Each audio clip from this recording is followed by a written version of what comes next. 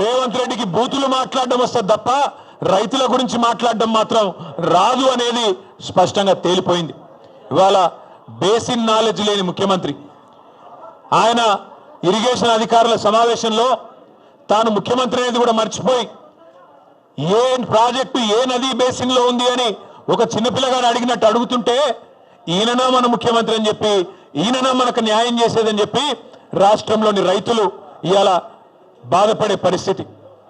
వాస్తవం ఒకటి మాత్రం, నీళ్లు నిధులు నియామకాలు ఇది ఆనాడు కేసీఆర్ గారు, తెలంగాణ ఉద్యమకారులు జయశంకర్ గారు, ఇంకా తెలంగాణ బిడ్డలు ఆనాడు తెలంగాణ ఉద్యమానికి ఇచ్చిన శీర్షిక నీళ్లు నిధులు నియామకాలు.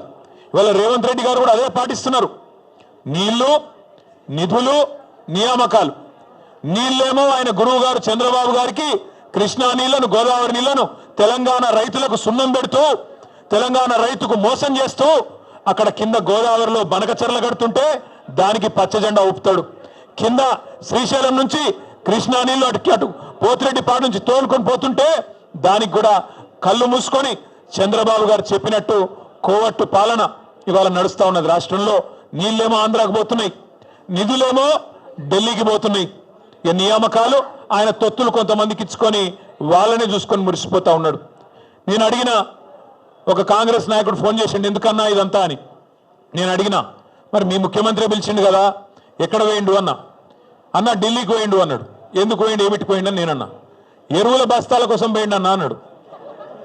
ఎరువుల బస్తాల కోసం పోయిండట. ఎట్లుందంటే ఇది వెనకటికి ఎవడో తాటి చెట్టు ఎక్కిండట. ఎందుకు ఎక్కినవా తాటి చెట్టు అంటే దూడకు గడ్డి కోసం ఎక్కిన అన్నాడట. రేవంత్ రెడ్డి ఎరువుల బస్తాల కోసం పోయినట్టు ఎవరైనా నమ్ముతారా రాష్ట్రంలో? రేవంత్ రెడ్డి ఏ బస్తాలు తీసుకొని పోయిండో ఢిల్లీకి అందరికీ తెలుసు. రేవంత్ రెడ్డి వాళ్ళ ఢిల్లీ బాసులకు కేంద్రంలో ఉండే పెద్దలకు ఏ బస్తాలు మోస్తాడో, ఏ బస్తాలు మోసి ఇవాళ ఆ పదవి కాపాడుకుంటున్నాడో రాష్ట్రంలో చిన్నపిల్లలకు కూడా తెలుసు. మనోళ్ళు సోషల్ మీడియాలో మా తమ్ముళ్ళు చెల్లెళ్ళు మంచి ముద్దు పేరు పెట్టిండ్రు.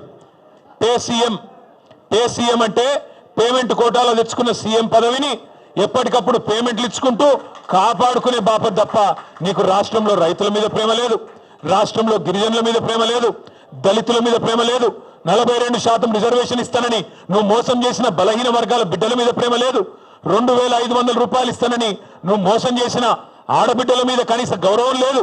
ఇట్లా చెప్పుకుంటూ పోతే ఒక్కటంటే ఒక్క విషయంలో కూడా ఈ ముఖ్యమంత్రి గారు ఇప్పటివరకు సఫలం కాలేదు.